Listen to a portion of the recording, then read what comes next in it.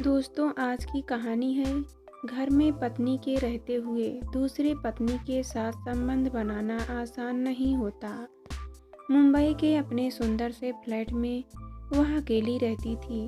38 साल की अविवाहिता मिहिका लाइफ को अपनी शर्तों पर जीकर खुश थी, संतुष्ट थी। अपनी हेल्थ फिगर का खूब ध्यान रखती, सुंदर ही थी।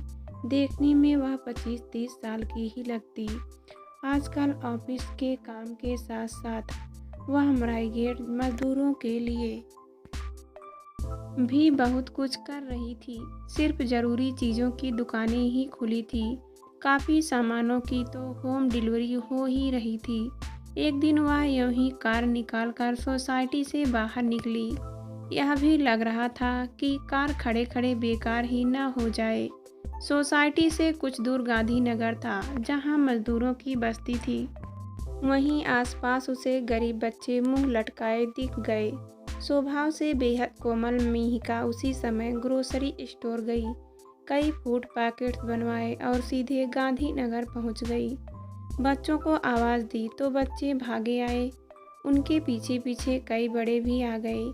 भूख गरीबी से क्लांत चेहरे देख मिहिका ने उसी दिन से एक फैसला ले लिया। अब उसने ग्रोसरी वाले को फ़ोन किया, नरेश भाई, जैसे पैकेट्स आज मैंने लिए हैं, ऐसे रोज़ 50 पैकेट तैयार करके मेरे फ्लैट पर पहुंचा देना।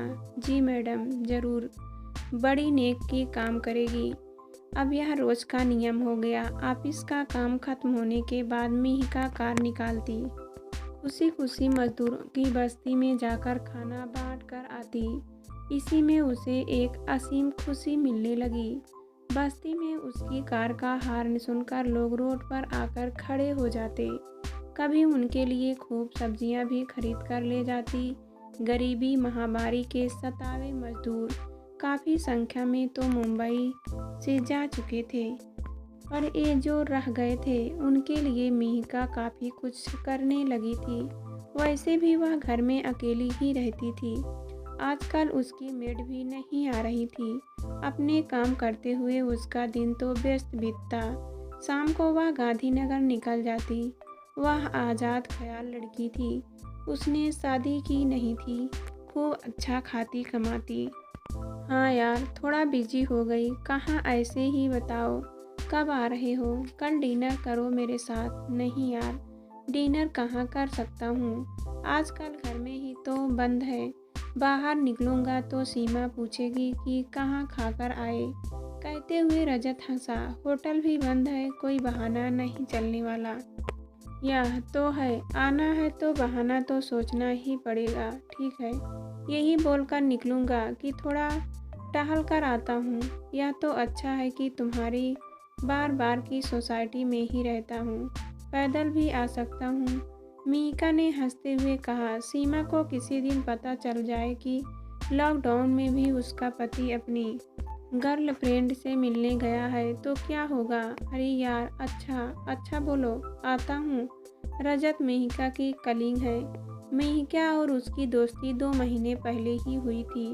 कोविड के चक्कर में जब सब वर्क फ्रॉम होम कर रहे थे, तभी चैट करते करते दोनों खुलते चले गए। मिहिका को हंसी आती कि वह तो अनमैरिज है। ये विवाहिता पुरुषों को क्या हो जाता है कि उसके एक इशारे पर उसकी तरफ खींचे चले आते हैं। अच्छी भली पत्नियों के होते हुए उसे देखकर दीवाने बने घूमते हैं। खैर, रजत पहला विवाहित पुरुष तो है नहीं जो उसकी जिंदगी में आया हो। मिहिका अच्छी कुक थी। उसने सोचा, रजत खाना तो खाएगा नहीं, बीवी को जवाब देना होगा। थोड़ा सा पास्ता बना लेती हूँ। जब भी वह ऑफिस पास्ता बनाकर ले गई है, रजत ने शौक से खाया है। रजत तय समय पर आया। आते ही किसी दीवाने की तरह मिहिका को बाहों में भरकर उसे जी भरकर प्यार किया। मिहिका ने उसकी बाहों में खुद को सौंप दिया। कुछ समय दोनों एक दूसरे में खोए रहे। फिर दोनों ने बेड पर ही लेटे लेटे ढेरों बातें की। रजत ने कहा, यार जल्दी नहीं आ पाऊंगा। सीमा आज भी निकले नहीं दे रही थी। ठीक है, कोई दिक्कत नहीं, मुझे याद करती हो ना? हाँ करती तो हूँ। आजकल घर में ही रहना हो रहा है, बोर होती हूँ। मीका हंसी, अरे नहीं, बोर तो मैं कभी नहीं होती। रजत हैरान हुआ पर चुप रहा। थोड़ी देर में वह चला गया तो मीका लेटे लेटे ही बहुत सी बातों के बारे में सोचने लगी। उसे सचमुच रजत से ऐसा लगाव नहीं था कि उससे मिलना नहीं हो पाएगा तो वह उदास हो जाएगी। रजत उसे अच्छा लगा था। शांत हंसमुख सा रजत उसे पहली नज़र में ही अच्छा लगा था। और उसके खुद के चुंबकीय व्यक्तित्व से बचना किसी पुरुष के लिए आसान नहीं होता। वह जानती है यह बात। इस बात को उसने हमेशा एंजॉय किया है। पिछले साल इसी सोसाइटी की इसी बिल्डिंग में रहने वाले अनिल से उसकी लिफ्ट में कई बार बातचीत हुई तो मीका उसे खुलने लगी। वह बैचलर था। मीका ने उसे अपने फ्लैट में कॉफ़ी के लिए इनवाइट किया तो दोस्ती कुछ और बढ़ी थी। इतनी कि दोनों ने 6 महीने खुलकर एंजॉय किया। साथ साथ खूब घूमे, कभी लोनावाला निकल जाते, कभी माथेरान। कैबेट के मतलब ही मौज मस्ती हो गया था। फिर उसका ट्रांसफ़र दिल्ली हो गया। दोनों अच्छे दोस्तों की तरह प्यार से ही अलग हुए। अब तो उसकी शादी भी होने वाली थी। जब अनिल ने उसे फ़ोन पर बताया कि वह प्रेंटिस की पसंद की लड़की से शादी कर रहा है तो मीका बहुत हंसी थी और वह चेपता रह गया था। मीका का वही रूटीन शुरू हो गया था। ऑफिस और गांधीनगर जाकर मजदूरों के लिए कुछ करना। वह अपने जीवन से पूरी तरह संतुष्ट और सुखी थी। एक दिन वह कार निकाल ही रही थी कि सोसाइटी के चेयरमैन जो वहीं वॉचमैन को किसी बात पर डांट रहे थे, दिलकश मुस्कुराहट से मीका को हेलो बोलते हुए कह रहे थे, अरे इस लॉकडाउन में भी आप रोज कहाँ घूम रही थी। मीका को चेयरमैन मिस्टर श्रीनिवासन हमेशा एक सौम्य पुरुष लगते। ऊपर से उनकी स्माइल मीका को बहुत पसंद थी। उनकी एक ही बेटी थी जो बाहर पढ़ती थी। मीका ने कहा, गांधीनगर जाती हूँ मिस्टर श्रीनिवासन, आप चलना चाहोगे वहाँ क्या करने? भी फ्री हो तो आइए, आपको घुमा कर लाती हूँ। श्रीनिवास ने संकोचाते हुए कहा। फिर कभी मीका हंसते हुए चली गई पर वह बहुत हैरान हुई जब सोसाइटी के अंदर घुसते हुए उसने देखा श्रीनिवासन उसकी बिल्डिंग के बाहर टहल रहे थे। वह मन ही मन मुस्कुराई। मीका ने जैसे ही कार पार्क की श्रीनिवासन उसकी ओर लपके पूछने लगे, आपको लॉकडाउन में कोई परेशानी तो नहीं हो रही है? जी नहीं, थैंक यू। श्रीनिवासन वहाँ खड़े रहे तो मीका ने पूछा, आपका भी आजकल वर्क फ्रॉम होम चल रहा है? हाँ, पर काफ़ी बोर हो रहा हूँ। लॉकडाउन के समय मेरी पत्नी अपनी माँ को देखने दिल्ली गई हुई थी। वह अब तक नहीं लौट पाई है। ओह, वेरी सैड। मैं आपके लिए कुछ कर सकती हूँ? श्रीनिवासन मुस्कुराते हुए बोले, फिलहाल एक कप चाय पिलाऊंगी ज़रूर। बस मुझे इतना टाइम दीजिए कि मैं फ्रेश हो जाऊँ। बाहर से आई हूँ ना।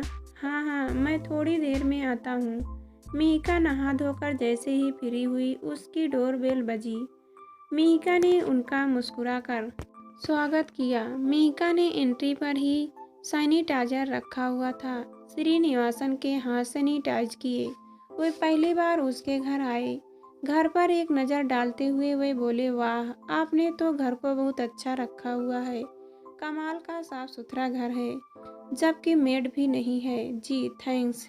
आप मुझे श्री ही कहेंगे तो मुझे अच्छा लगेगा। मेरे दोस्त मुझे श्री ही कहते हैं, उन्हें मेरा नाम बड़ा लगता है। कहते हुए वे प्यारी हंसी हंसे। मीका ने उनकी काफ़ी तारीफ सुनी थी। उसे वे पसंद थे। उम्र 40 से 45 के बीच ही होगी, पर काफ़ी स्मार्ट और सभ्य थे। मीका 2 कप चाय बना लाई।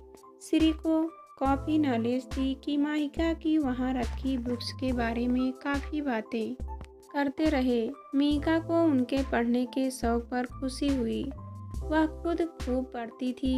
श्री के साथ बैठे बैठे मीका को भी टाइम का पता ही न चला। वे जाने लगे तो मीका ने उन्हें फिर आने के लिए कहा। 3-4 दिन में वह एक बार शाम को वहाँ आने लगे। चाय कॉफ़ी, कभी कभी खाना भी खाकर जाने लगे और यह दोस्ती बढ़ते बढ़ते धीरे धीरे सारी सीमाएं भी पार कर ही गई। वैसे तो इस टाइम सोसाइटी में जब अपने अपने घर में बंद थे, न कोई किसी से मिल रहा था, न एक दूसरे के घर जा रहा था। श्री सबसे चोरी चोरी धीरे धीरे मिहिका के फ्लैट में चले जाते। दोनों इस नए बने रिश्ते में खोए ही थे कि धीरे धीरे फ्लाइट्स आने जाने लगी। तो एक दिन उन्होंने बताया, मिहिका, अब मेरी पत्नी किसी दिन भी आने वाली है। इस तरह तो जल्दी जल्दी नहीं, पर मैं आता रहूँगा, ठीक है? जब आपका मन करे आ जाना। श्री अपनी पत्नी इंदु के आने के बाद भी चोरी चोरी 1-2 बार तो आए, पर एक ही सोसाइटी में एक दिल लगी उनकी गृहस्थी को नुकसान पहुंचा सकती थी, इसलिए बहुत कम तभी ही आ पाते जब इंदु किसी काम से बाहर गई होती। मिहिका का मजदूरों की बस्ती में जाना जारी था। ऐसे ही दिनों में वह एक दिन सोकर उठी तो उसके पूरे शरीर में दर्द था। खूब तेज जुकाम और बुखार से उसकी हालत खराब होने लगी। तो उसने श्री को फ़ोन किया। इस बार श्री उलझे से आए।